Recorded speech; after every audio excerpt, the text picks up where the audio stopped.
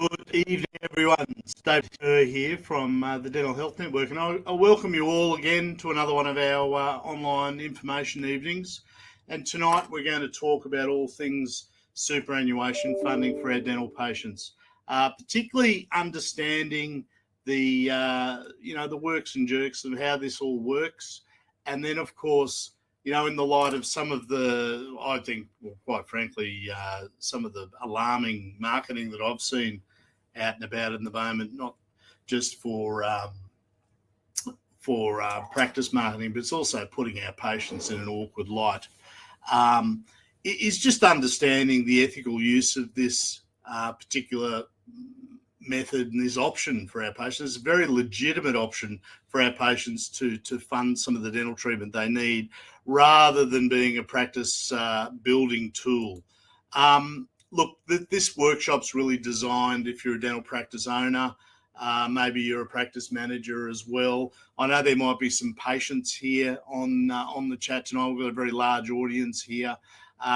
Look, very, very welcome to stick with us, ladies and gentlemen, but this particular workshop is particularly designed for dental practices, practice owners, people that work in the practice, and clinicians alike, on how all this stuff works and how we can make these offerings ethically and practically to our patients that we serve, like you.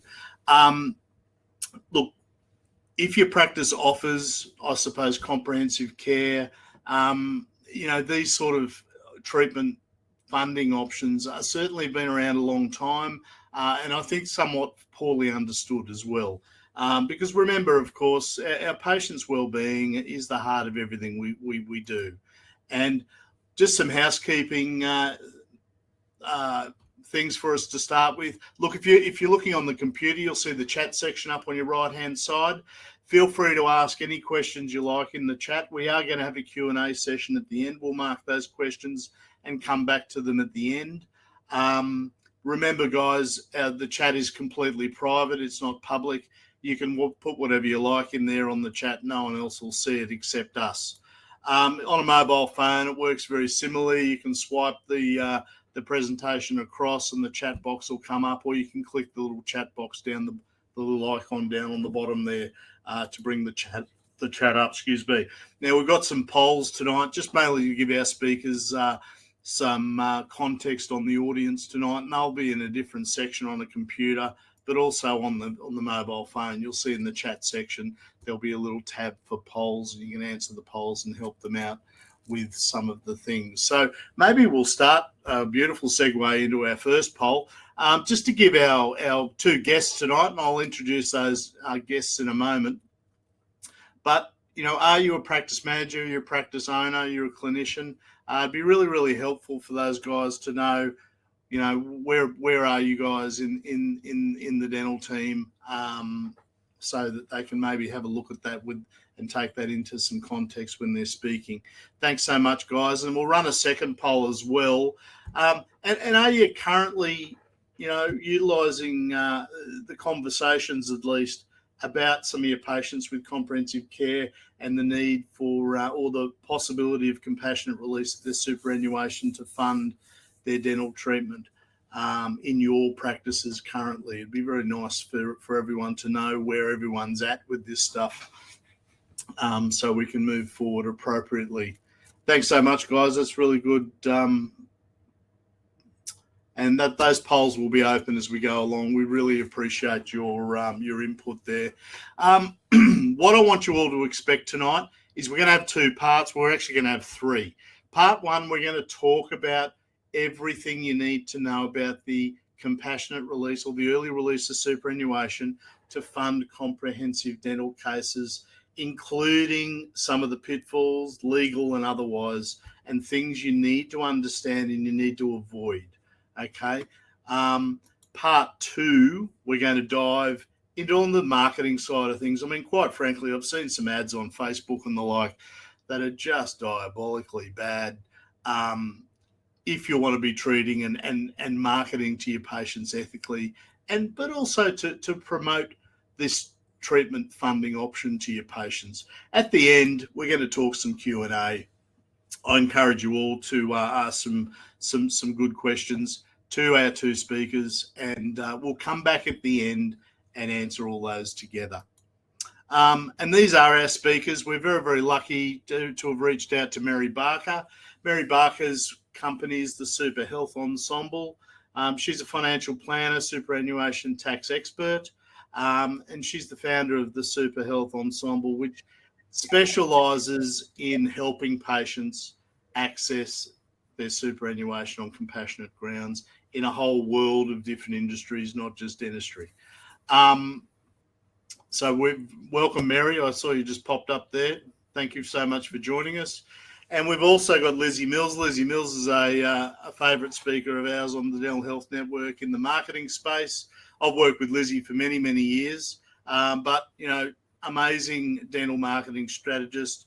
And, you know, I've really enjoyed her ethical approach to all things marketing, but particularly in this space. So we'll be very, very interested to hear what Lizzie's got to say about these, about this space as well. So I'm going to hand over to Mary to get everything started. So thank you so much, Mary. Thanks, Dave, for the introduction. Hi, everyone. My name is Mary Barker. Thanks for having me here tonight. Just before we start, I just want to say, if you've registered to be here tonight, chances are that you are an ethical dentist. And I think that most dentists are ethical dentists.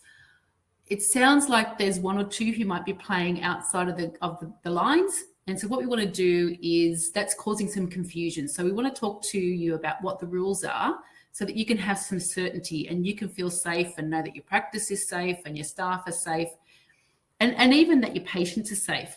So my role tonight is to bring some clarity around the process and around the rules of early release of superannuation. So that's our first learning objective. We're going to cover off what you can do for patients that might have a no balance or low balance super.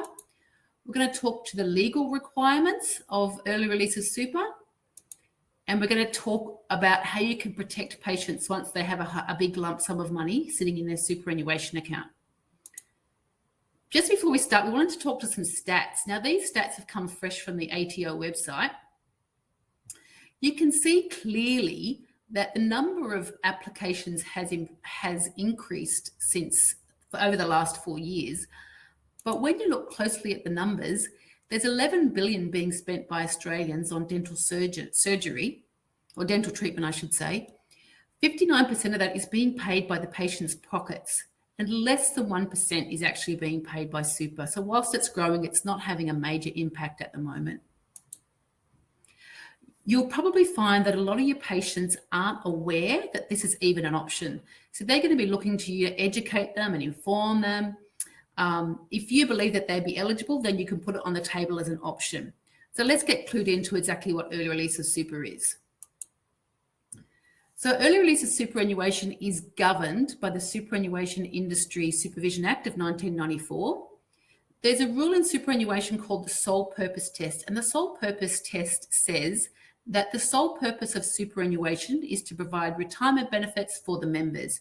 And so your superannuation is preserved so that you can touch that super when you reach preservation age or when you retire. There is a very narrow window that allows for early access to super prior to retirement. And it covers things like avoiding a mortgage foreclosure, accommodating a severe disability, palliative care for yourself or a loved one, funeral expenses for a loved one, or medical treatment. And tonight we're going to be focusing on medical treatment for dental practices. So if your patient decides that they want to access their super for medical treatment, they need to fall into one of three medical conditions. Their condition needs to be life-threatening. They need to be suffering from acute or chronic pain, or fall under acute or chronic mental health. Now, life-threatening we use for cancer patients and we use for bariatric patients.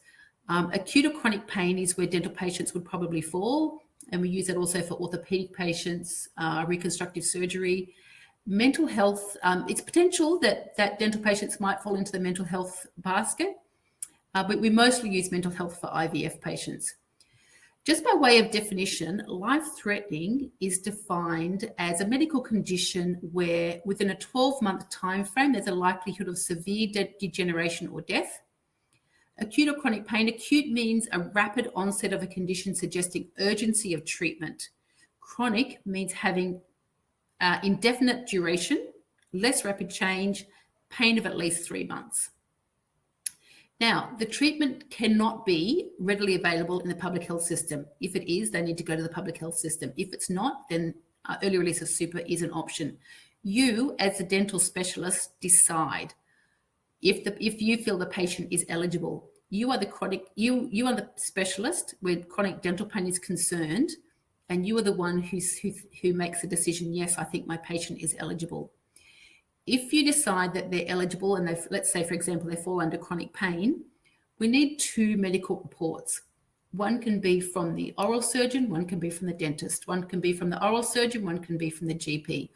Or if an oral surgeon's not involved at all, one can be from the dentist and one can be from the GP. If you think they fall under the mental health category, we need a mental health specialist to do the documentation, and that's a psychiatrist. So one's from the psychiatrist, one from the oral surgeon, one from the psychiatrist, one from the dentist, one from the surgeon, one from the psychiatrist, one from the GP. So we've figured out whether or not they're medically eligible. Let's have a look at whether or not they're eligible from an ATO perspective. So first of all, you need to be an Australian citizen or a permanent resident. And I know that sounds like, the screamingly obvious, but a lot of people can be living here but not have PR status, and keep working and accumulating superannuation. They have to have a superannuation fund with an appropriate balance, and that's a really interesting grey area. If you have a patient who requires $50,000 worth of superannuation and they only have $30,000 in the super, the ATO won't say no, but they'll call me and they'll say, hey, what's going on with Susie patient? We can only see $30,000 in her super, but she's got a $50,000 application. They'll say, how is she funding the gap? And that might be she's got some savings. It might be she is borrowing the money from her parents. She might be doing a medical loan. We need to explain to the ATO how she's going to fund the rest of the procedure. It's important that they have no other way of funding this procedure. The ATO will ask them if they have savings, to which they must answer no. And the invoices must be unpaid. And this happens a lot. People will come to me and they'll say, oh, I paid $1,000 deposit, or I paid a $2,000 deposit. Can I get that back? And the answer is no. And it brings the point above. If you had enough savings to pay for your deposit, then you weren't eligible in that instance. So all of the invoices that are presented must be unpaid. It's a really important idea to speak to your super fund before applying. Not all super funds are created equal. Some super funds do not allow early release of super. Some super funds, your retirement benefits will be damaged if you take an early release of super. So it's really important that you know exactly what's happening with your super fund before you do the application. You need to understand the financial implications of doing an early release of super, and we've got a slide to talk about that a little bit later on. And you need to have all of your documentation ready to lodge at the one time. You can't sort of lodge it in little bits and drips and drabs. So we've talked about the first step, which is the ATO application. There's a whole second step, which is a superannuation application. A lot of people actually think that they do the ATO application and the ATO approves them, and they kind of expect that the money is going to land in their bank account like it's a tax return. It's not a tax return, it's your superannuation money. You actually have to do an application to your super fund to release the funds. Now, as we discussed, not all superannuation funds are created equally. Every super fund in Australia has a different set of documents and has a different set of requirements. We have a large database of all the super funds, so we know that, if you've got HESTA or you've got REST or you've got AMP, we know exactly what their requirements are. AMP have a super called MyNorth and they have a super called Signature Super, and they both have absolutely different requirements. So it's really important that if you can be on the front foot of exactly what your superannuation fund needs. One of the things that we do is, whilst we're waiting for the ATO to approve an application, we get all the superannuation ducks in a row so that life is simple for those patients and they can go through smoothly. Okay. So we've got to the end of learning outcome 1, guys. That's been a big, massive download of information. So again, please feel free to put any questions in the chat, and we're going to circle back to those at the end. So let's have a look at what are the options for people who might have no super or a low balance super. Okay, so one of the things that you can do, parents can access their super on behalf of their children. We don't do it a lot because children don't tend to have major medical problems, but it can absolutely be done. I've got one at the moment where the father is funding dental treatment for the child. The main rule with this one is that they must be a minor. They must be under 18. One of the ones that we do a lot is spouses. So a husband can use his super to pay for the wife's treatment. The wife can use her super to pay for the husband's treatment. They can do half and half, 60-40, 70-30, or the wife might say, look, I want to take 10,000 from my super and the remaining from my husband's super. So you can absolutely do 1 application or 2 conjunctive applications with spouses. The other one that's really interesting is interdependence. And we mostly use interdependence for adult children living at home. So the rules around interdependency are that you must live at the same address. One or both people must provide financial support. One or both people must provide domestic support. One or both people must provide emotional support. So the way that interdependency works is, say you've got Susie patient, and she's 23 and she's living at home. She's a full-time student. She's studying at uni, and maybe she works part-time at Kmart on the weekend. So she doesn't really have much super. Mum might step up and say, hey, Susie, use my super to have your medical treatment. The ATO requires substantiation for this particular type of application. So they're going to need a stat dec from mum saying that Susie lives at home. She's a full-time student. She's in my care. I provide financial support. I provide emotional support. I provide domestic support, and examples of what they might be. So what we will do with our patients is we will interview them. We'll take down the living arrangements of what's happening, and we'll prepare the stat dec for them so they don't have to worry about that. They then take that off and get that witnessed by a JP. The other substantiation that the ATO will require is they will ask to see things like, both the driver's licenses that show that they both reside at the same address. And they will ask Susie's mum to see bank statements of bills that often parents will pay their children's mobile phone bills, or they'll pay their children's car registration, insurance, that sort of thing. So they'll ask to see bank statements highlighting where transactions have gone into Susie's account. So that's what can be done for patients that have a low or no balance super. Oh, just one other thing. I didn't talk on no balance super.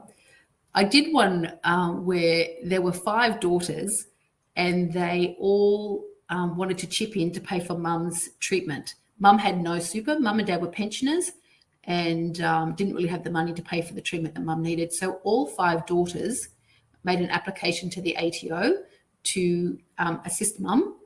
At that point in time, I think 2 of them were living at home and 3 of them were married and had children, but they lived nearby, I think within a K, 1.5 K, and they were happy to sign stat decs that say, look, we don't live with mum, but we provide emotional support. We're there almost every day. We bring around meals, we bring around groceries. We help mum and dad pay the council rates. We help mum and dad pay for the car, et cetera, et cetera. And the ATO supported that application. They could see that this was a family unit and everyone was supporting each other, and they were happy to release the funds for mum's treatment. I've done some siblings once. They both lived together and their brother decided to pay for his brother's treatment. One interesting one I did was mum needed treatment. Grandma paid for some of it. Mum paid for some of it. And the daughter paid for some of it. So that the whole 3 generations were living together in the same house, and the ATO again supported that application. So that's some examples of interdependency and how you low or no balance supers can be supported. Okay, so we've covered F on number 2. Let's have a look at number 3, which are the legal requirements. First of all, you must be a you must be a registered tax agent to assist a person with an early release of super. The ATO are cracking down on this at the moment. Please do not let your staff do this. It is fraught with potential errors. And there are lots of financial implications. We've got a whole slide on financial implications in a couple of minutes. We'll get to that one. It's really important that your staff don't provide financial advice, and it's really easy to do it. So just it's the best idea to not let your staff do it. Regarding the financial implications, there is tax to pay on a withdrawal, and almost certainly there will be a tax event when someone does an early release of super. And the way that it works is it depends on the componentry of your super. You've got lots of different components. There's tax super, there's untaxed super, there's taxable, untaxed super. So I can't possibly know the amount of tax that you'll pay. Your super fund might be able to do a calculation for you. But worst case scenario, you're going to pay 22% tax on the withdrawal. So say, for example, the patient needs $10,000. The ATO, sorry, there's not the ATO, the super fund will take $12,500 out. They'll send the $2,500 to the ATO, and they'll give the client the $10,000 that they've requested. So whatever you request, you will get net. And the ATO will the superannuation will figure out the tax on that withdrawal and send it to the ATO. The patient won't necessarily see it the same way that your employer takes your tax out before they give you your salary, but it is actually happening in the background. And what happens is that $12,500 is added to your assessable income for the year. Now it goes assessable income less deductions gives you your taxable income, and you pay tax on your taxable income. But that's not how it works with Centrelink and with lots of government payments. Government payments are worked out on assessable income. So if your assessable income is now $12,000 higher than it was, you might be out of the bracket for receiving certain Centrelink benefits. And that's why it's really important that patients understand the financial implications of doing an early release of super.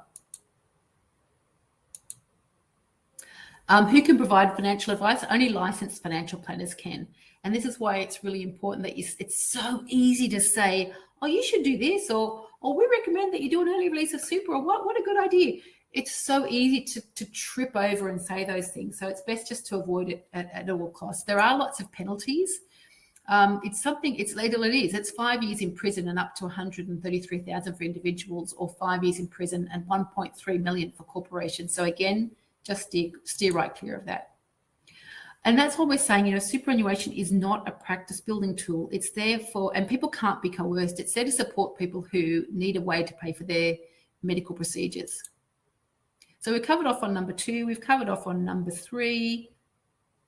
Let's head across to number 4. Oh, before we do that, we just want to talk about the process. So we talked about superannuation being a 2-step process. Step 1 is the ATO application. Step 2 is a superannuation application.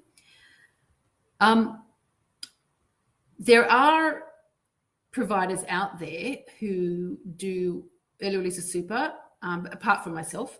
I'm sure they do a very good job. The difference between us and the other providers are we are the only ones who do step 2. So the other providers will do step 1, which is the ATO application, but then they leave the patient in the cold, thinking their funds are going to arrive magically their bank account from the ATO like a tax return, not understanding that they need to do a whole nother withdrawal from the superannuation process. One of the things that we do is we ask the patients to sign an authority that allows us to call the superannuation fund on their behalf, and that works at a number of levels. We call the super funds every day. How's it going? Where's it up to? Do you have all the documents for Susie patient? When can she expect the funds? We can then keep the patient in the loop as to when the funds are going to arrive, so they know and they're not concerned. But also we can keep the clinic in the loop, and that works at a number of levels too, because you know that your surgery lists are secured in. You know that Susie patient's got the eligibility has the capacity to pay for the procedure. Can the patients do that themselves? Absolutely, they can. The only problem is what people don't understand, they fear, and what they fear, they avoid. And you don't want to have Susie patient on your surgery list only to find out that she's avoiding the ATO and she's avoiding the superannuation because she doesn't really understand it and she doesn't know what to do. And meanwhile, back at the ranch, the days are ticking on and Susie hasn't got her early release of super. So it's beneficial to the clinic. It's also beneficial to the patient. They're usually going through some sort of trauma. And honestly, some things are just best to outsource to a professional. It's more efficient. So the difference between us and everyone else is that we're just a bit more caring. We're a bit more hand-holding. We go the extra mile. We have a CRM that we track everyone's applications on. And you can see there we've got the traffic light system. It's red is we need the document, orange is the document's been requested, and green is we've got everything ready to go. We have a rule of happiness at Superhealth, and that is we want our clinics to be happy, we want the patients to be happy, and we want our staff to be happy. So because this CRM has been custom built for us, if a clinic says to us, oh, do you know what, it'd be really good if we could do this with the patients, it would make the process so much smoother, we can do it. If one of the staff members says, oh, wouldn't it be great if we could do that, patients would have a better experience, we can do that. If we get feedback from a patient, you know, Mary, would have been better if I could have done A, B, and C, we can change the system so that it suits other people. Okay, fourth learning outcome. How can we stop the patient spending the money once the funds arrive in the bank account? Well, human nature is human nature, and you probably can't 100% guarantee that they won't. Very few people premeditate to take their money from super. I think what actually happens is that all of a sudden there's $20,000 or $50,000 sitting in their bank account that they've never ever had before. And, you know, the car breaks down or the fridge breaks down, and they're very, very tempted to use those funds for something else. One of the things that you can do to stop that happening is using a product like Easy Debit. And I'm not promoting Easy Debit, it's just a brand name. But what those products do is when the patient has committed to the surgery and they're signing all the documentation, they can sign a form that gives the clinic permission to sweep their bank account when the funds arrive. Now, because we've got that authority that we mentioned earlier, we can call the super fund and we might say to the clinic, look, we think the funds are going to arrive on the 15th. The Easy Debit form is completed for the 15th. The funds are swept through on the 15th. So the funds hit the client's bank account. They're swept out straight away and they go to the clinic's bank account. So it just minimises the chance that they're going to go off and buy a jet ski. But honestly, it doesn't really happen that often. Not for my patients, I don't find anyway. So we've covered off on all the 4 learning outcomes now. And again, please feel free. This is a lot of information and I talk really fast. So please feel free to pop questions in the chat. Other things to think about. The ATO will only release funds for up to 6 months worth of treatment at a time. You can do consecutive applications if it's going to be more than 6 months. That's not a problem at all. I had one just last week where the periodontist had put everything into the stages of the treatment, and he said after 6 months, and I think it was something really simple like a follow-up, but the ATO approved all of this spending for dental treatment, but not the $375 for the follow-up meeting because it was post the six months. The patient was absolutely happy with that. They didn't care, but I just thought it was hilarious that they would approve all of this, but not the $375. If you want to work with other specialists, you absolutely can, and that's what we would typically do. So if there's a oral surgeon's quote, there's a dentist's quote, we lodge them together at the same time. That's not a problem at all.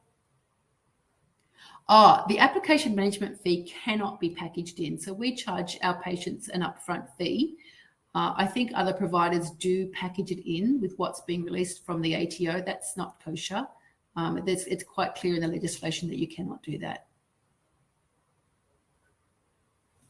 Oh, there we go. That's just an example of it there. Okay, questions. Please feel free to pop questions in the chat. That's everything from me today. Just one final thing. We're part of the 1-for-1 program, which what that involves is women in Africa are trained via the community development program how to run small businesses. I'm not sure if you're aware, but what happens is if they were to lose their husband, the family comes in and the family will take the house and the family will take the car and the family will take, basically anything that's of value, any asset that's of value, leaving these poor women destitute with a half a dozen children.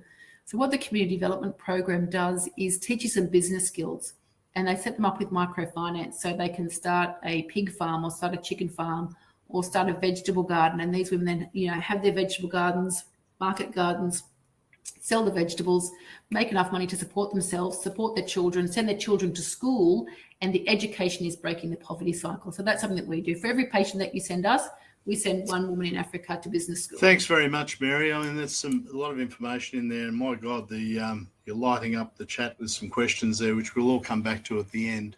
And look, Mary is going to offer everyone a booklet. I think it's a 10-page booklet, Mary, is that right? With basically a summary of everything that she's spoken about tonight. So if you would, yeah, and I'd encourage you all. All the rules are in there, all the definitions, if you want to keep it as a reference. And have it at practice for all the team to read over. If you do want a copy mailed to you, we want everyone to leave their address in the chat. Remember, the chat's completely private, guys. But I think we're going to have a poll just so that we've marked who wants this booklet, who wants it emailed, who wants it posted, etc. And you might see that pop up now. So if you are interested in that, please fill out or answer the poll, or at least give us your mailing address in the chat. All right, we're going to move on. Let's talk about marketing. Let's talk about how can we use this information and this treatment option or this funding option for our patients in an ethical way, in a way that we're all comfortable with, thinking about the patient first. I always get surprised when I see, some dental marketing agencies out there. It's almost like they're diagnosing the hip pocket or providing their ability to pay before they get to the clinician and talk about, in my experiences, patients, whether they've got the money or not, aren't going to do any dental treatment with you or anyone else unless they trust you. And I've invited Lizzie to come on tonight. Let's talk about all things marketing in this space. And I suppose it's got a lot of parallels with general dental marketing anyway. Thank you so much, Lizzie.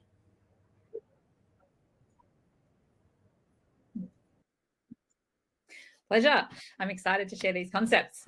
So in this presentation, I am focusing a lot on dental implant marketing because that is definitely the space where I'm seeing a lot of bad behavior happening in the marketing space, but you can definitely apply these same concepts to other high production treatments. A lot of the concepts apply across categories. It's just the space that I'm kind of seeing it in. So we've got a poll here. So who here has seen ads on social media telling patients that they can help them access super to pay for dental implant treatment? So that poll will be coming up in a second. And we just want to know, yes, have you seen these ads? No, have you not? We have certainly been targeted by them, probably because we interacted with a couple of them. And so then you get surrounded by them. Okay, interesting. So there are some no's coming through as well. So yeah, that's what I wanted to get some clarity on was whether there's yeses and no's. So basically, I just threw a few examples in here because I wasn't sure how many people had or hadn't seen it. But basically, there are different people doing this. And I want to be clear, it's not one person. There's a lot of marketing agencies that are doing this. And what I've been working in dental marketing of high production treatments for 6 years specifically. And typically agencies tend to copy each other. They see somebody else doing something. They think that looks like a good idea. It looks like it's working. Let's try that ourselves. And so there's a lot of people doing this in the space right now. And on the Smile Makeover side of things, we are starting to see those ads come through as well. So it's most common in the implant space, but it's very small text here, but get an early release of super to pay for life-changing cosmetic dentistry, funds deposited within 4 weeks. And so this push is really starting to happen from a marketing perspective. And that's why I really wanted to speak to this tonight. And I suppose show another way of doing things, because you can still get fantastic results without pushing these sort of things. So I'd love to know in the chat. I'm hoping I can keep up with people's comments. But what's your reaction when you see these ads? What do you think and feel? What do you think patients might be thinking and feeling? If you just let me know in the chat, I can read some of those out. I know that when I was talking with David about this, he was shocked by what he was seeing. And I know he was forwarding me things. I said, I'm too scared to watch these. Like, some of the ads, surprisingly, were actually really derogatory towards patients. They were almost making fun of patients to get attention. And so there we go. We see cringe, we see scammers. Yes. So disgusted. Yeah.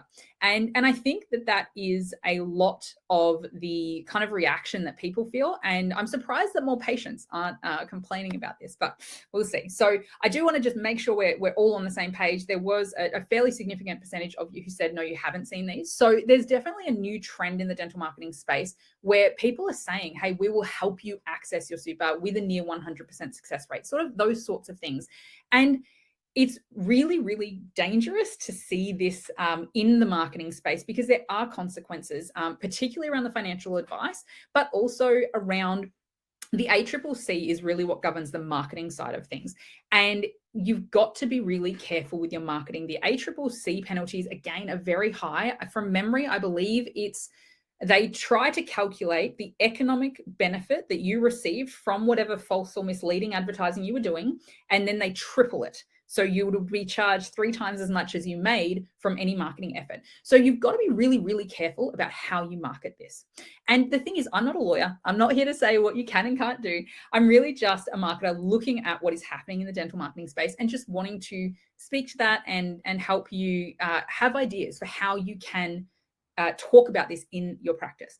And the thing that I have seen is that people are trying to use superannuation access to solve marketing problems. And I'm going to dive into this a little bit in more detail, but ultimately this is reckless. It's a reckless solution to marketing problems. Now, I'm very passionate that patients do need to know that this isn't an option. My mother actually used superannuation to fund her dental implant. It was very important to her to not have a missing front tooth, and it was the only option available to her. Patients do need to know this isn't an option. This option exists for compassionate access. It's why it's around. And I always just try to think about the patient at the end of the day. There are patients out there who are really suffering with their dental disease and they have no other way to get help. And they deserve to know that this option exists. And we had a very good percentage of you at the start with the first poll at 61% saying, no, you're not currently telling people about early release of superannuation. And the interesting thing, the kind of the perspective that I have on that is that so say a patient comes to you and they receive a $50,000 treatment plan. Imagine they go home and they are shell-shocked. They don't know what to think. And they get onto a Facebook group and they say, did anyone else get a plan for $50,000? Like, I'm just shocked. How do people pay for this? I don't understand. That is happening. I am a kind of a ghost member in a lot of these groups. I watch what people are saying, how they're talking, and what their experience is like. And that's what's happening. These people go home and they're shell-shocked and they're like, I have no idea how I can do this. I just don't get it. And the thing is, when that happens, Facebook knows that they want dental implants. Google knows that they want dental implants. They'll start to see all of these ads from other people saying, hey, we can help you access your super. And then they might think that you can't help them with that because you didn't go to the effort to explain this to them.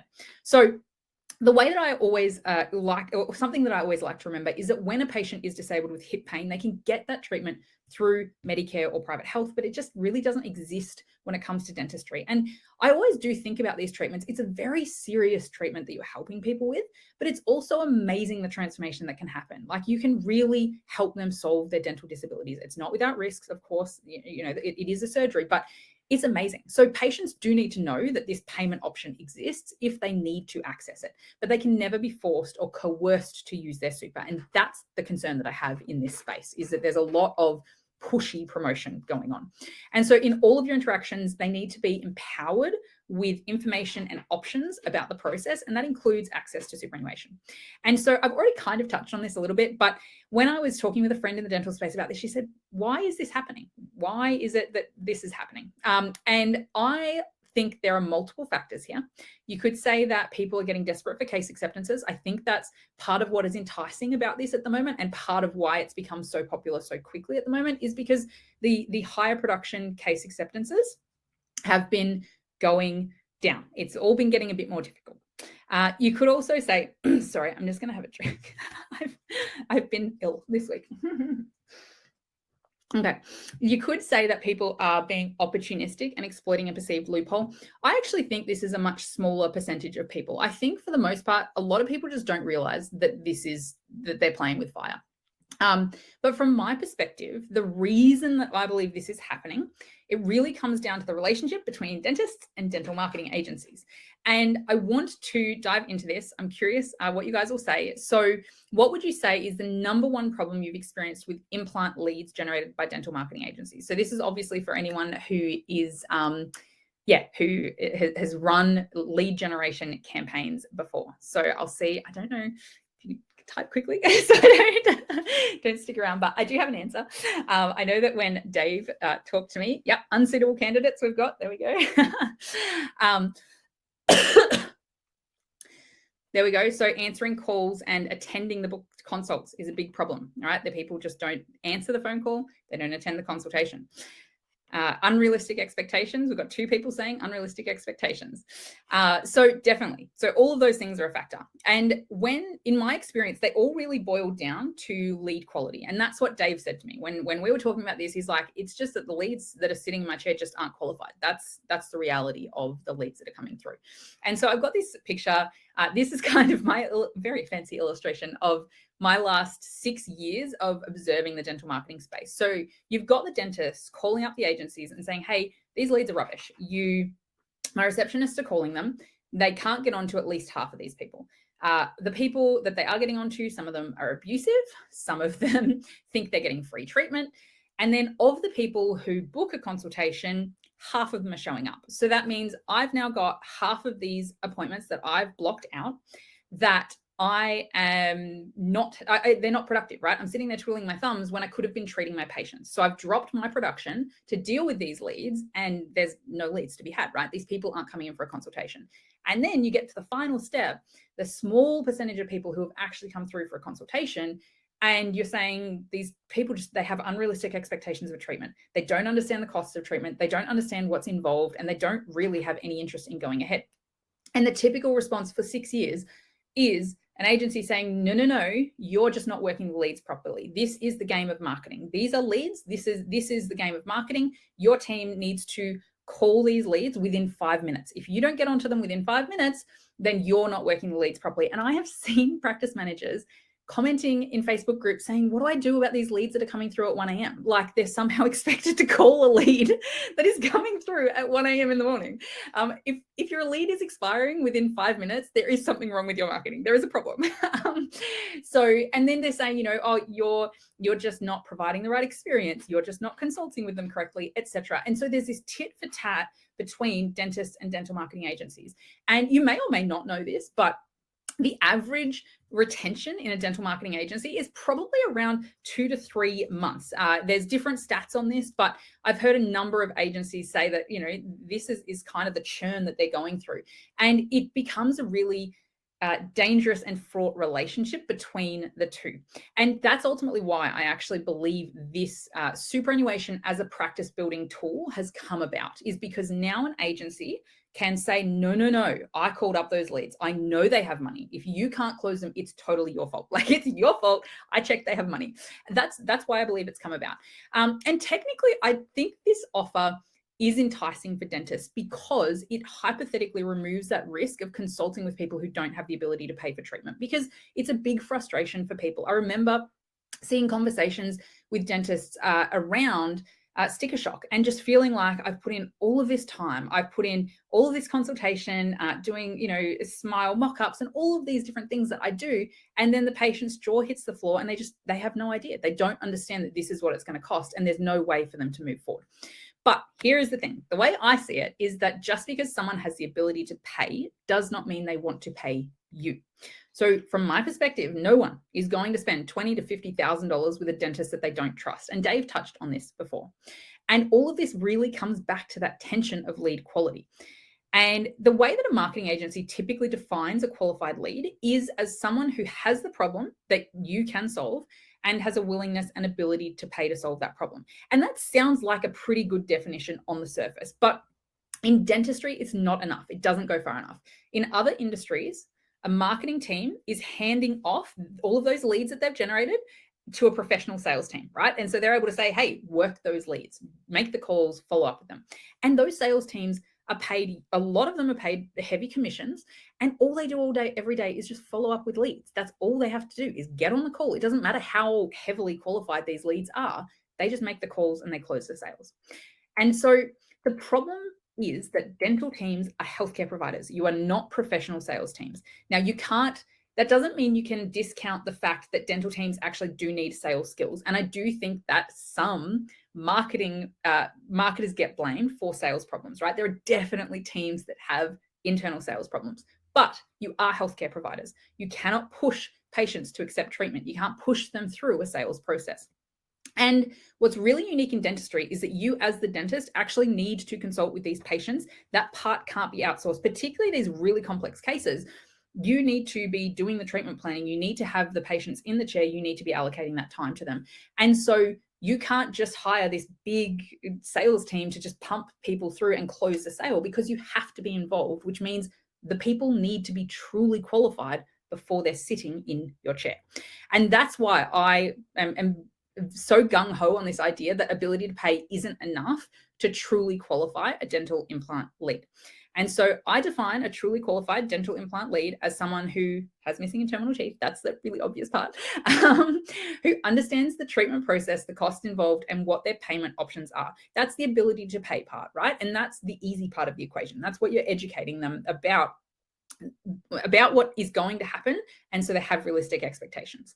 But the final part, which every other dental marketing agency seems to be missing, is that they need to know you, like you, and trust you before they set foot in your practice. And that's the really hard part of marketing. It's really hard to do this in a way that doesn't cost astronomical amounts of dollars to get these patients in the door.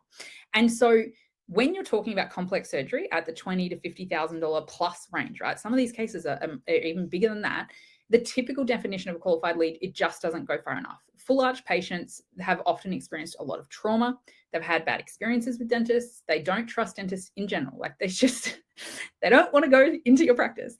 And they're really stressed about how they're going to be treated throughout the process. They've often had condescending conversations with dentists or dental teams. They're also really aware that this is surgery. They're afraid that something's going to go wrong with the treatment.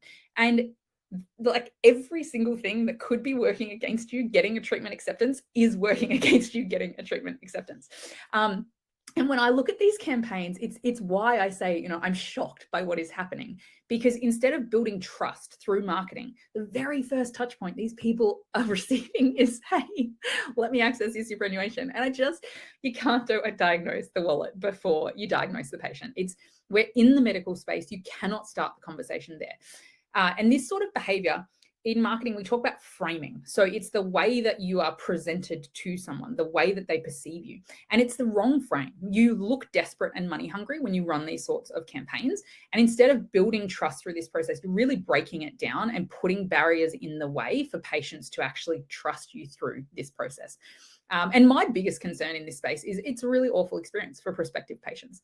And so what I see in this space is that I've observed dentists spending literally hundreds of thousands of dollars on the patient experience. Like for you guys where you really care, you get it. You get that the patient experience has to be amazing. And you really focus on everything. I've seen, I know Dave and Daryl, they labored over their practice fit out. They really wanted to make sure every element of the experience was taken care of for how a patient would feel walking into each of these spaces throughout the practice. There's also the equipment that you're getting, the ongoing team training. You're really trying to maximize the patient experience. Everything is just meticulously designed and engineered to create those good experiences, which create positive referrals going forward and retention and all of those things. And yet far too many dental practices outsource their marketing to people claiming to be experts without understanding that the patient experience starts with your marketing. That's the very first touch point in your patient experience journey. And it's not really discussed. It's not really addressed. And that's the perspective that I always take to all of the marketing that I'm doing. And far too often, the coercive marketing strategies that leads are put through really pushes them to make a decision right now. So they feel forced and coerced to be there. We've had people say that when a dentist asked, why they had come in for this appointment, and they've said, "Oh, I felt forced to be here. like I was going to be punished if I didn't come. They had my credit card. I couldn't cancel, And it's not good. It's not good. It starts the conversation with open your wallet instead of speaking to the problem that someone's experiencing and showing them how you can help them. it entices them with a special offer. So that's really the core driving factor, is like, there's a special offer, you're going to miss this opportunity. They're not interested in you. They don't understand you. They don't know why they should trust you. And in many of these campaigns, it is being implied, at least my reading of it, is that it's being implied that patients can really only claim super through certain dentists. So it's really, go to our dentist who we're referring you to.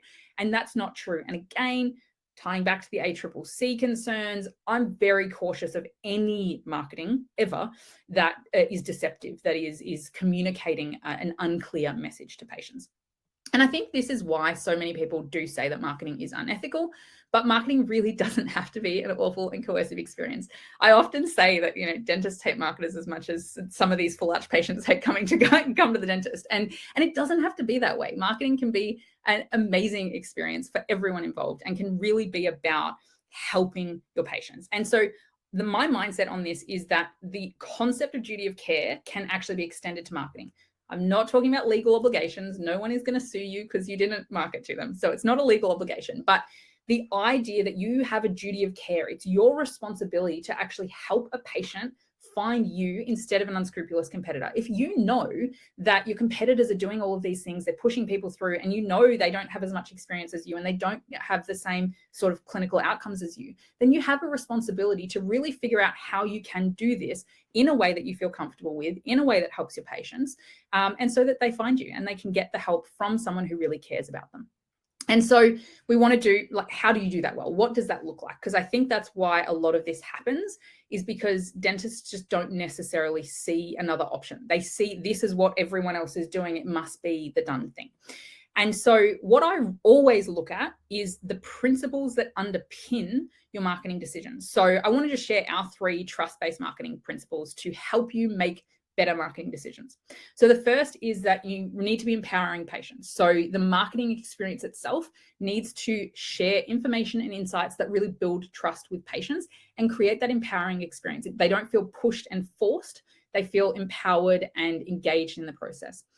We're always looking at no coercion, no games, and no gimmicks. So my perspective on this is always that you're helping real people solve real problems, and far too many marketers, they're just looking at the game of marketing. I've got to herd these people through each step and get as many people through to get the end result. What we are looking at whenever we're assessing any marketing strategy, we're looking at, okay, is this coercive and is this a gimmick?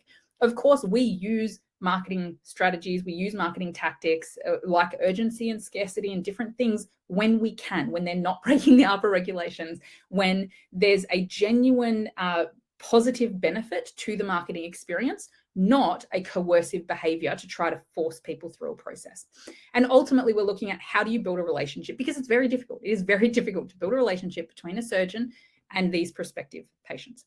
And so if I combined all of the 3 principles together, if I wanted to ask myself, if people could only remember one thing, like what would be the one message that I think will be most helpful and most impactful in your marketing strategy?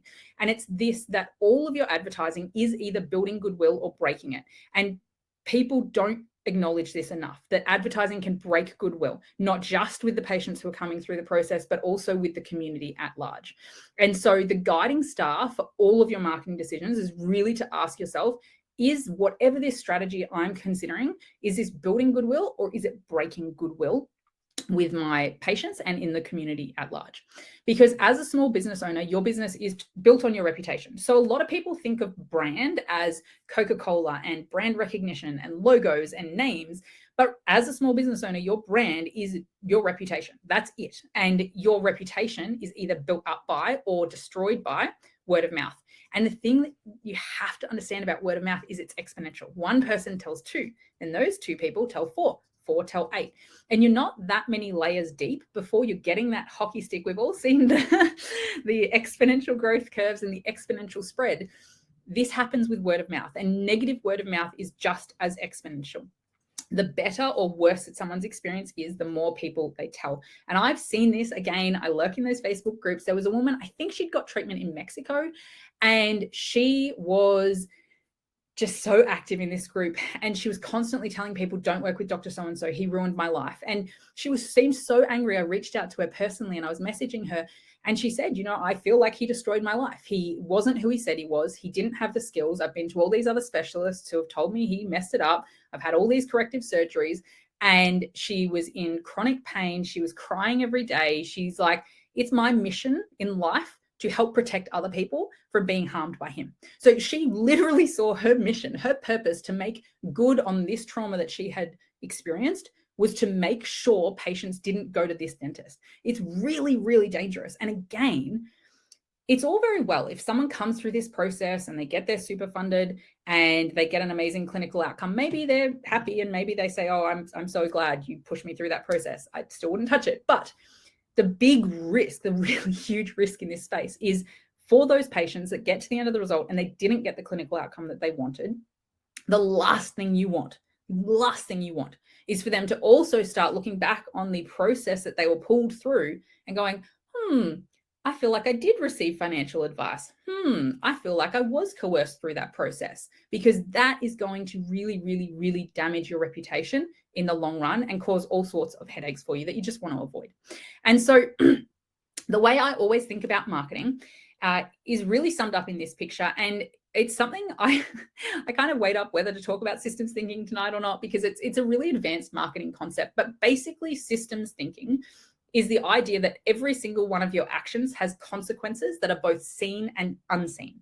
And so a lot of marketing strategy, they're looking, Andre Chaperon is the marketer that talks a lot about this, and he talks about linear marketing. So a lot of marketing strategy is, how do I get more clicks on my ad? And then how do I get more people to fill in the form? And then how do I get more people to answer the phone? And how do I get more people to book in? And they're constantly looking at the little pieces and trying to solve the pieces of the puzzle. Whereas systems thinking looks at the entire system and says, this is a complex system. There's a lot of interaction of the seen and obvious consequences, but the unseen consequences as well. And so when I look at this, any marketing strategy that you undertake, you will always have this huge pool of people who see and experience your marketing. And then you'll have a very small number of people who actually come through and become a patient. That's just the way that marketing works. Any marketing strategy, doesn't matter what you do. That's how it works. And so a systems thinking perspective, the thing that underpins why I do what I do, how I do what I do, is really looking at this and saying, okay, there's hundreds, if not thousands of people seeing and experiencing this marketing. How do we make that an amazing experience so that they want to tell other people, oh, you should go to so-and-so's event. He's amazing. You should do this. He's amazing.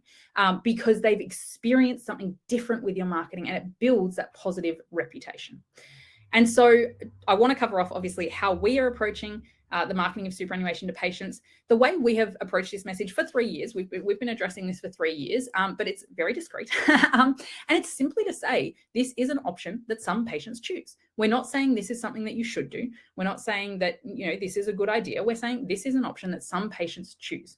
And then the way we do it is we share it in an online information evening, because that's what we specialize in. We specialize in running online dental implant information evenings. Now, these ideas can absolutely be applied to other concepts. So I'm going to dive into how they can be applied to other concepts. I know some people just don't want to speak at an information evening. It's nerve-wracking. We've got 148 people listening, so it can be very nerve-wracking speaking to so many people all at one time. But I just want to cover off on what an online information evening is, because I think there's a lot of people who actually still aren't familiar with this. Often when we say information evening, people think in the practice with people coming in. But what we find is that again, these patients don't want to come into the practice. They're really afraid to walk through the doors of a dental practice. We had people actually, when we were promoting an online information evening, say, oh, I get social anxiety in crowds, because they're so distraught by the state of their teeth. The idea of coming into a crowd is really overwhelming. So an online information evening is an online presentation just like this, but instead of me speaking to you as an audience of dentists, it's a dentist speaking to an audience of prospective patients. So patients register for the event on social media. So just like we had over 370 people, I believe, register for this event on social media. It was shared organically. So that means people shared it with each other, shared it into groups. We also paid for ad spend to promote the event. And then you ultimately present to an audience of 70 plus locals who are interested in dental implant treatment. And so that really takes that kind of first consultation where you go, these people have no idea what's going on, and you get to do 70 of them all at once. All at once. You just get to give them that information and create that experience for them where they get to meet you, they get to ask questions, but it's all done in 1 hour of time instead of 70 hours of time. So people watch this from their home, on their phone, their computer, or iPad, and it's always a live event. So I do see other marketers using like automated webinars and things like that. The reason we're really passionate about the live event comes back to our core values of building that relationship. And it is amazing how much trust it builds when someone's in the chat saying, is this really live? And the dentist is able to say, yes, this is really live, Sam, we're here tonight, you know. And at the end of the event, after you've discussed the price and the payment options, so these people know how much treatment is going to cost, then you invite people in for a consultation. So they haven't been bribed from the very, they're not scrolling on Facebook going, oh, that looks good, free dental implant. Oh, wait, it's just a consultation, not an implant. Okay. They're not getting tricked into it. They're being invited at the end of this process to then come in for a consultation. And so the prospective patients who come in after these events, they already know you, like you, and trust you. They understand the treatment and the process involved. They understand the costs and the payment options, which includes superannuation. They understand the consequences of doing nothing, and they understand the risks of going overseas. So all of the things that you wish patients knew before they sat in your chair, before you were like, oh, these people, they don't understand. They don't understand how much it costs. They don't understand, all of those things, you're able to do that in an information evening in 1 hour for 70 different people in your local area. And so, as I said, you can apply this same idea of simply letting patients know to a whole variety of marketing styles. I know that information evenings are not for everyone. Some people are just like, nope, can't do that. You can do free reports, you can do free video downloads. And one thing that I would encourage all of you to do is that every single practice should have printed assets that you're using internally. Again, you never want a patient leaving your practice not knowing this is an option and then seeing an ad from someone else saying, hey, I'll help you access your super. And the only reason they're choosing that person is because of that payment option. So you really want to have printed assets. And Mary has these, that was one of the polls. If you didn't answer that poll earlier, right, she can send you this booklet via PDF. She can post it to you in the mail so that you have this in your clinic to be able to discuss with people. But you want to have printed assets that mean that patients know that this is an option and you're not getting caught up in financial advice and different things. It's just like, hey, this is an option that you can read about. The other element is team training. And this really came about from a discussion with my mum. She said that when she was at the dentist specifically said to her, oh, there are services that can help you with that process, but they cost $700. Just save the money and do it yourself. Now, that's all very well for my mum. She is competent and she figured it out. But particularly for the full arch cases, particularly for the big cases that come through, a lot of these people are so overwhelmed that adding that paperwork to the process gets in the way of them getting the treatment that they need. And so having your team across how to communicate this, being able to say, look, you can process this application for yourself. It's just like a tax return. You can process your own tax return or you can pay an accountant to do it. Generally, a professional is going to get a better result. And these people, they know the whole process, particularly Mary at Superhealth.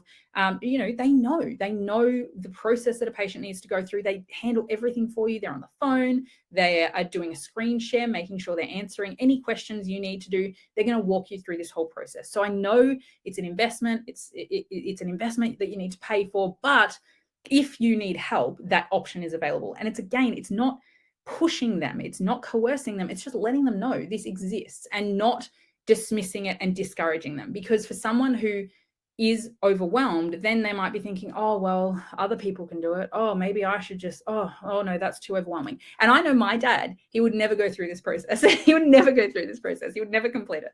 And so have the printed assets that explain it and have some team training. I'm happy to send through a recording to your team. So we don't issue CPD certificates after watching a recording because we can't confirm attendance and all of those things.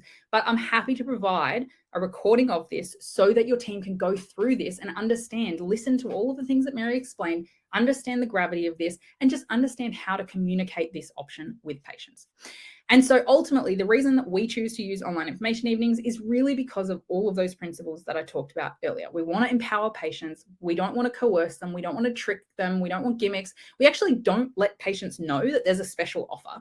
before they attend the information evening. So the people who attend our information evenings, they do it because they want the information. They want help to solve their problem, not because they know that there's a special offer coming at the end of the event. And ultimately, we build a relationship. We're really looking at that.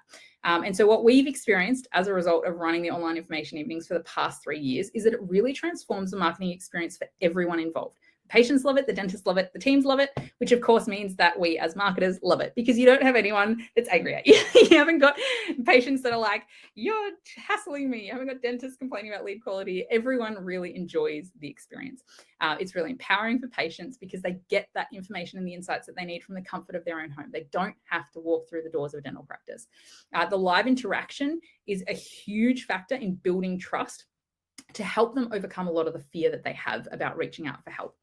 And as I said before, it truly qualifies leads. That's that extra layer of know, like, and trust of how I define a truly qualified dental implant lead.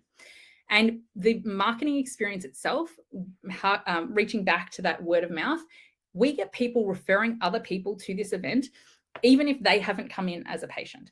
We also get, interestingly, the decision makers. So often, patients will come in and they'll say, oh, I've got to talk to my husband about it. I don't know if he'll want me to spend all this money.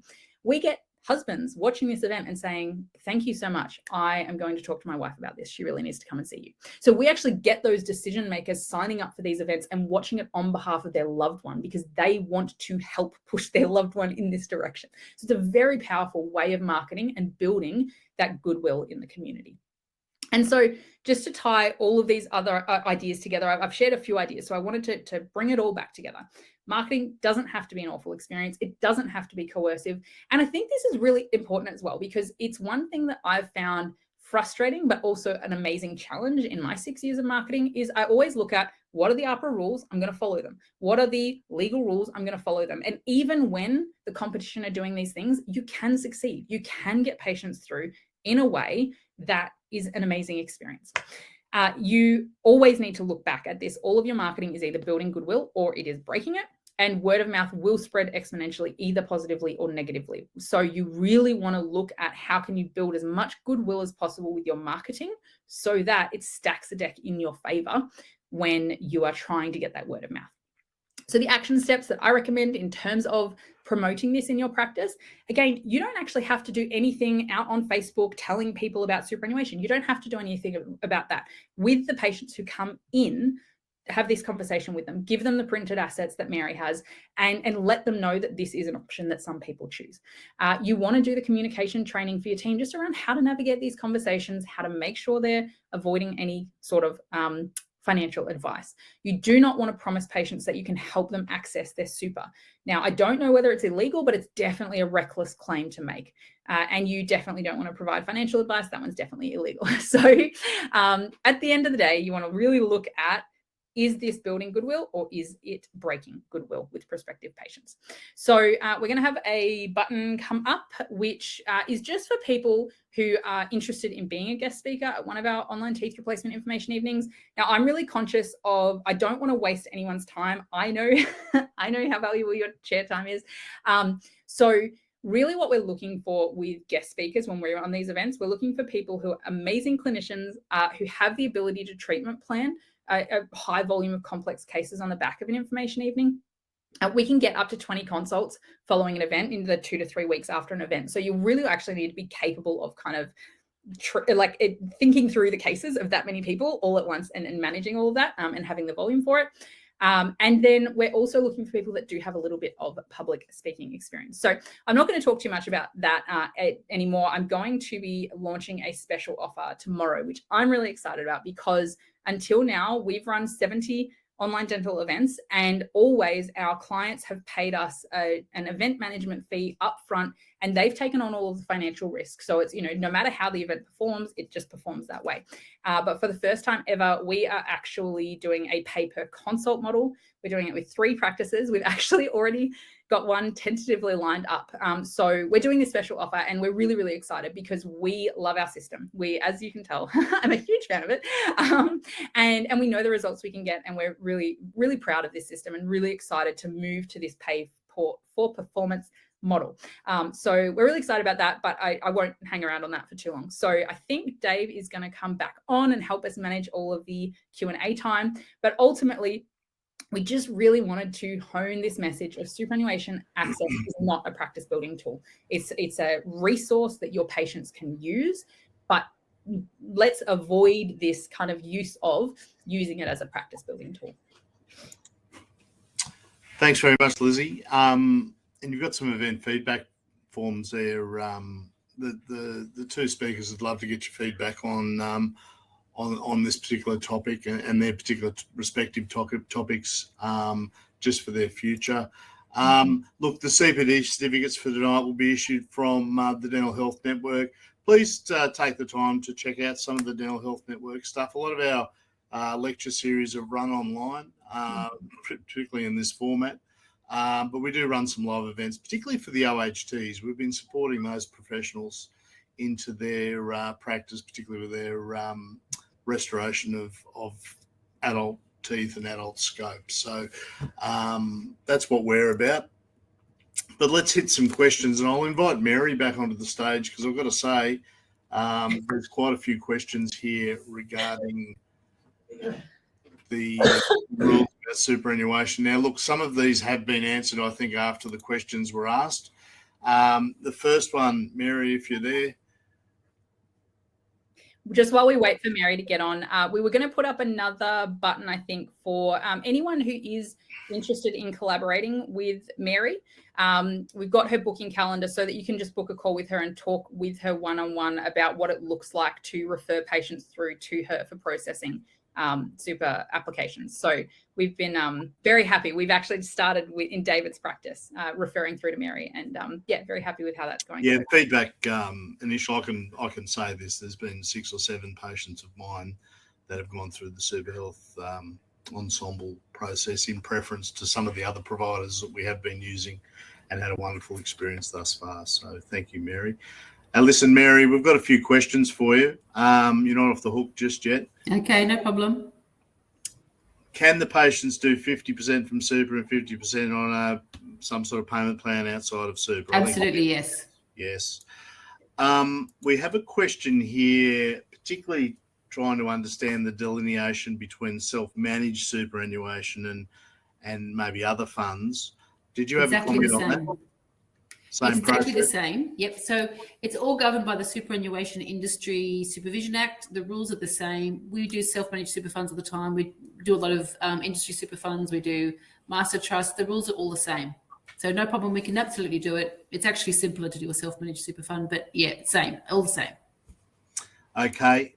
I think you've answered this one as well. Can 2 dentists supply support to the ATO? Absolutely, yes. Yeah, we do this all the time with my maxillofacial surgery colleagues, periodontists, etc. We often work collaborative in a lot of these cases. So that's no problems whatsoever. Look, I've got a few interesting questions, particularly about stat decks on release of superannuation on behalf of interdependents. Mm-hmm. Yeah. So yeah, I saw that question. Yes, dentists, chiropractors, architects, they can all sign stat decks. So that's not a problem at all. It's a great idea, actually. Okay. Now, there's been a few questions about the use of superannuation for orthodontics. I've got another question here on, cosmetic dentistry, dental veneers. They're getting, presumably questions from their patients wondering whether they can fund these procedures, maybe outside those tick box solutions of acute and chronic pain and mental illness and all the rest of it. Did you have a comment about that? I don't make the decision. You guys make the decision. I am doing orthodontic patients. So it is possible, and I think that they're all being done via acute or chronic pain. So yes, it's definitely possible. I don't sign the documents. You guys do. So if you feel it's appropriate, then that ball's in your court. Cosmetic. Look, it's really tricky. If you felt that the patient's confidence was being affected, their self-esteem was being affected, their quality of life was being affected, then you might be able to put it through as a mental health medical condition. I don't see a lot of them. Okay. And I think from my side of things, I think sometimes people aren't in pain. You know, they might have chronic dental disease that maybe not causing them pain.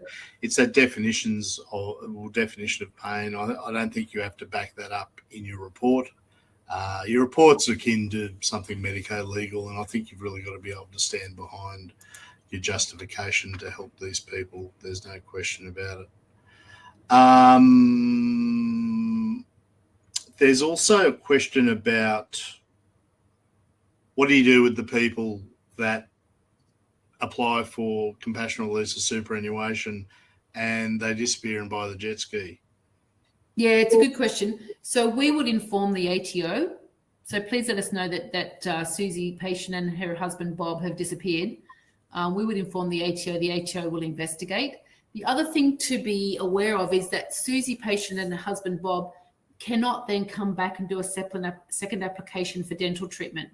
So, well, they can try, but what will happen is the ATO will say, Susie and Bob did an application 3 months ago for this. What happened there? Or 12 months ago, what happened there?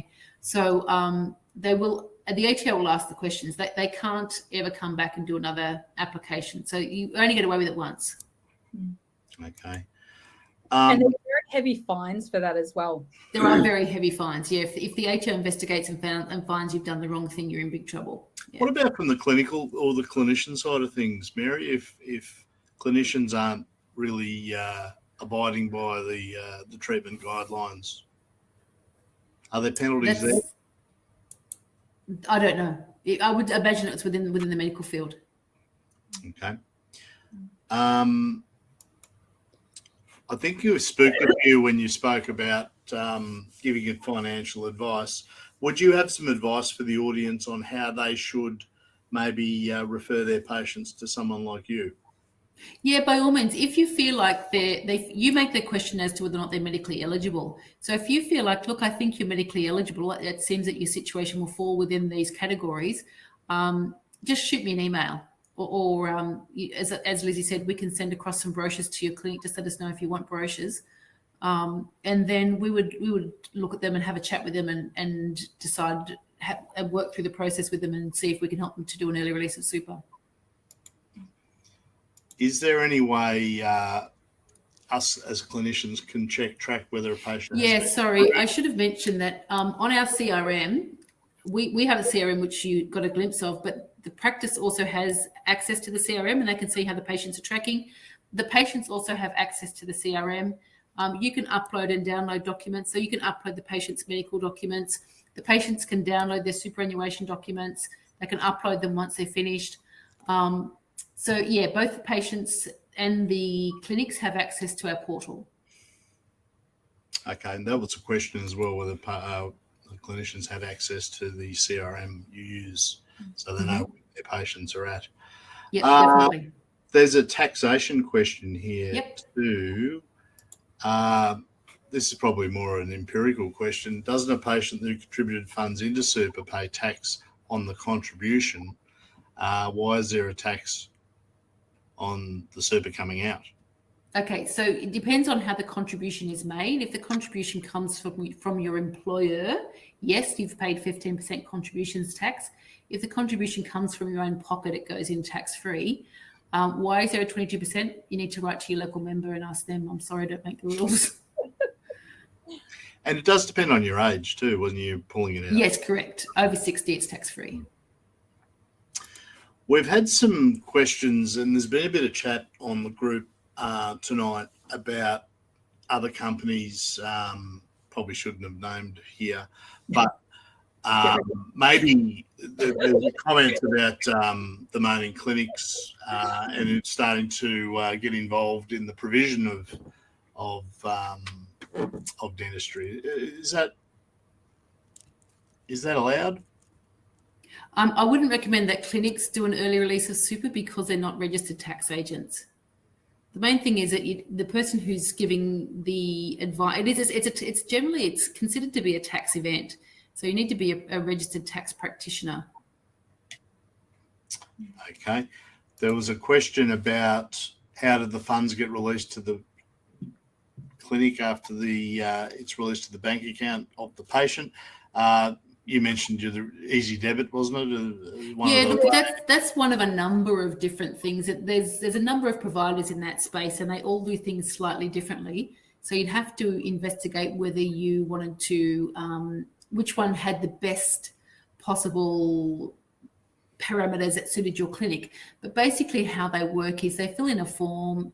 Susie patient signs a form to say, yes, I'll give you permission to access account number 37529 on this date for this amount of money. And then on that date, the product will sweep the patient's bank account and put the funds into your bank account. It's just one way of keeping them safe. It keeps them from their own human error, I suppose, but we're all human, we're all fallible. We just want to keep them as safe as we possibly can. Someone's asked whether the specialist support letter is mandatory. Yes, it is. Well, it can be a letter, it can be a form, but this specialist needs to sign off and say that they support the application. Yeah. I think that's probably in reference to, you did mention that a dentist and a GP, like the dentist would be the specialist. Is that correct? What you mean by that? Yeah. Correct. Yes, thanks for that, Lizzie. Yeah. How long does it take? Great question. Depends. So superannuation times don't really fluctuate. It depends on who your super fund is and how cooperative they are. We do call them every day. We can escalate if it's an urgent case. If someone's really in bad pain, we will escalate through the ATO and we'll escalate through the superannuation fund. The main thing that will vary is the ATO, and that depends on how many cases they're currently processing, and it does, or it can blow out in July around tax time when their resources are put to processing tax returns as opposed to processing super applications. At the moment, the ATO are taking between 3 and 5 days to approve applications, which is like happy times for us. It has blown out to 4 weeks. It typically sits at 2 weeks. That's their KPI, is 2 weeks. But currently 3 to 5 days. So we're getting approvals that we lodged on Friday. We're getting them already today, which is like shocking to us, but it's lovely. They have been working weekends to try and get through all of the backlog. The quickest one I ever had was 20 minutes. We did a lodgement, and 20 minutes later we got the approval. The short answer is it depends on the ATO. In the current environment, I would say about 3 weeks. Okay. There's been a stack of questions about this. Mary, what's the upfront fee for the patients? Our fee is $660.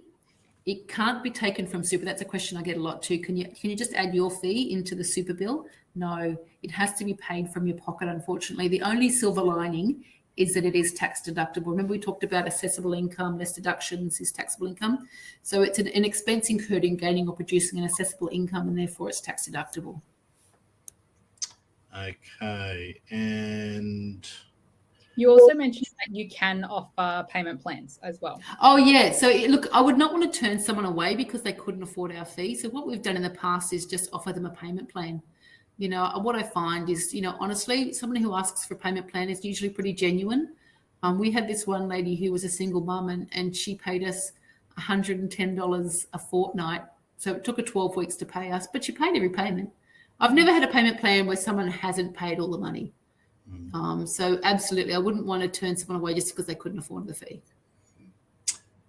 Someone's asked a question, I think you've answered this as well. If a patient has a life-threatening condition, is it okay to administer treatment first before applying for the super? So the rule there is the invoice needs to be unpaid. The rule isn't that the treatment needs to be not done, that the invoice needs to be unpaid. So the risk, I suppose, that you're taking is that they may not be approved and they may not have capacity to pay. So I guess that ball's in your court. So, I'm sorry, I lost There's a lot of questions here. This is a good one. Look, you've spoken to people on this financial advice thing. Maybe I think people are asking for a clear boundary on what staff can and can't say to prospective patients that might be interested in accessing their super. Okay. So the important thing, Dave, is that they're not making a recommendation. So it's just, I think the safest thing is to say, look, it's an option for you. Speak to somebody else. You would just want to keep your staff, you safe and your staff safe, and just talk about options. You can say, look, I think that you're medically eligible. Let me put you in the hands of a professional, and they can help you with your application to the ATO. This is an interesting situation where this particular clinician's had a patient that they'd already diagnosed, came back to them armed with an ATO form to fund the treatment that had been recommended, I suspect. Look, am I right in saying, look, you've got to be prepared to back that up with your report to substantiate that? Yes, correct. That treatment plan that you've already compiled for this patient will, be approved. Yeah, that's correct. Look, I wouldn't be offended by her. She's probably just like one of those type A super organized people. She's done her research and she knows what has to happen. I actually quite like those people because they come to us super organized. But yeah, by all means, ask her to give us a call. I think our contact details are somewhere there, or they're going to come up at some stage.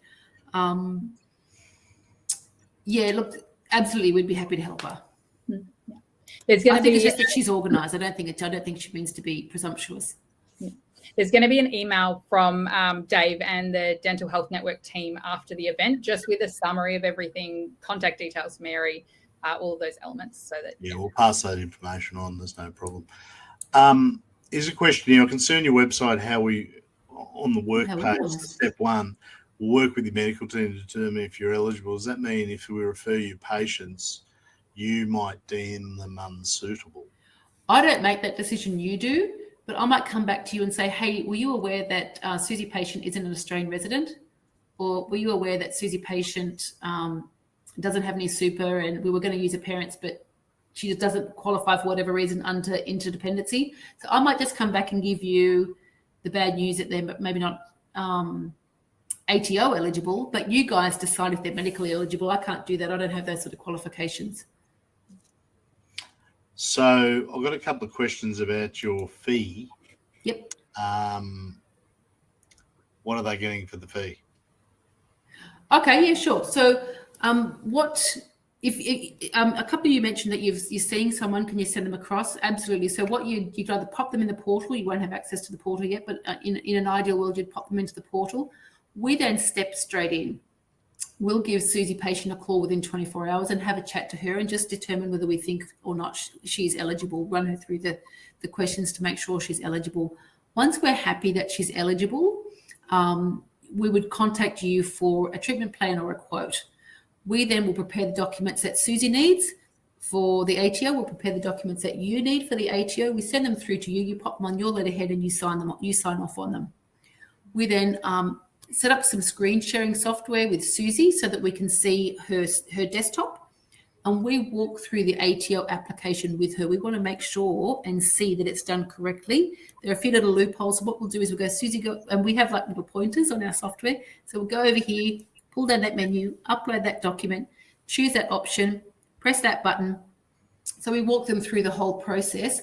Whilst we're waiting for the ATO to approve them, we're doing all of their superannuation documents. And I just so happen to have some of Susie patient's documents right here. This particular patient, I think, has MLC. Oh, no, it's IOOF. That's an IOOF withdrawal form that we've filled in, and we've got the sign here stickers on it. So we send these to patients with a express post to come back to us. So all they have to do is sign. There's no forms. We do all the forms. So we're like the secretary. We do all the forms. We do all the paperwork. We want life to be simple for them. We make sure that everything is done to be compliant with the ATO, and everything is done so that it will go smoothly through the superannuation. So our responsibility is to get approved by the ATO, get the funds into the patient's bank account. That's where our responsibility stops, once the funds hit the bank account. So, Mary, what happens if they don't get approved? We would refund them. We've never actually had someone approved. We have a checklist. We call it our 24-point safety checklist. So we will go through all the documentation and come back to the clinic. If there was something we didn't like, we'd go back and say, hey guys, this is not going to wash. We need more detail here. We need some other information there. We had one just the other day. A patient was doing some crowns and we had to go back to the clinic and say, oh, you've got all of this here, but you haven't mentioned the tooth number, 16, 17, 18, 19. Can you go back and redo that quote with 16, 17, 18, 19? We know that's the sort of thing the ATO are going to want to see. So our job, and we're going to be a little bit annoying and a little bit painful, perhaps, but when the patient goes through that process, they are approved quickly and smoothly the first time. Generally speaking, they're approved the first time. There's been a question here. I think we've only got a couple more, guys. I know it's getting late, but the dental specialist, well, I suppose when an extra clinician's involved, or they're saying if maybe a GP dentist refers a patient to a dental specialist, who does the paperwork? Both. We need to. But we would fill them in. We fill them in and we send it to the dentist. If we're going to get the GP to do the other one, we fill it in for the patient. We give it to the patient. The patient either emails it to the GP or goes and does a face-to-face or does a telehealth and gets it signed by the GP, and they both come back to us. We check them, make sure they're compliant, and put it all together, get it ready to lodge with the ATO. And that often happens even for simple dental procedures, or maybe not big, massive cases where you're going to be treating them all in your practice. You still need a second clinician to sign off on it. It might be the patient's medical GP, but you do need that second sign off. Yep, absolutely. The questions keep coming. Can we add the gap on IV sedation to super? So there's a little pop-up on front of my questions, which I can't read them. What does it say, Dave? Can we add the gap for IV sedation to super payments? So yes, I did one the other day. Yeah. There's often a few on costs for general anaesthesia and IV sedation. Are there actions against practices that are promoting the use of super for cosmetic and aesthetic treatments? That's a great question, which I don't know the answer to. I think it falls out of my scope. I know that the Tax Practitioners Board are aware of it. I know that the ATO are aware of it. I believe they're investigating currently. I think it will start to cease because it is being investigated.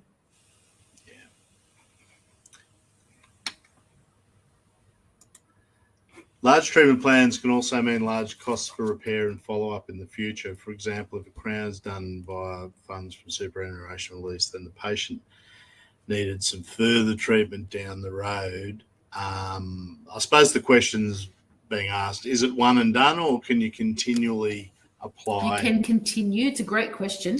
You can continue. What we sometimes have is revisional surgery. So a patient might get procedure A done, and then 12 months or 2 years down the track, they need to have it slightly tweaked, and that's absolutely fine. We might get a phone call from the ATO, like a please explain phone call, and we will usually just say, look, it's revisional. They've had this procedure, and they now need to have a little bit of a tweak. It's not usually a problem. What the ATO might ask for, remember the patients who we talked about took the money and run? What they sometimes do is say, okay, no problem at all. Can you get Susie patient to send us through all the receipts she paid just to substantiate that she paid for everything last time we released funds? So it's not usually an issue. Happens a lot with IVF.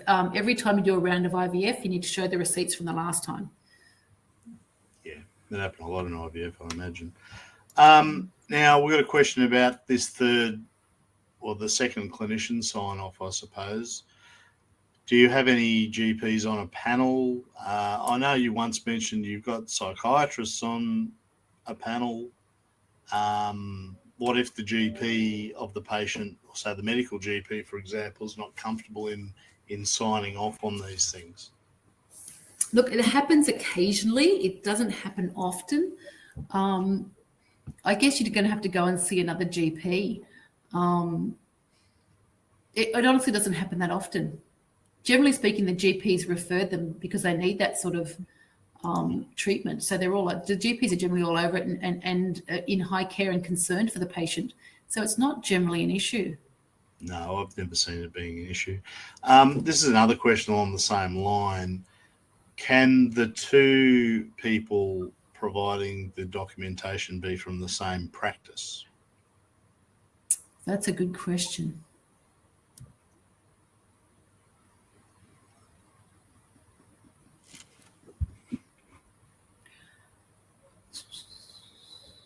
don't know.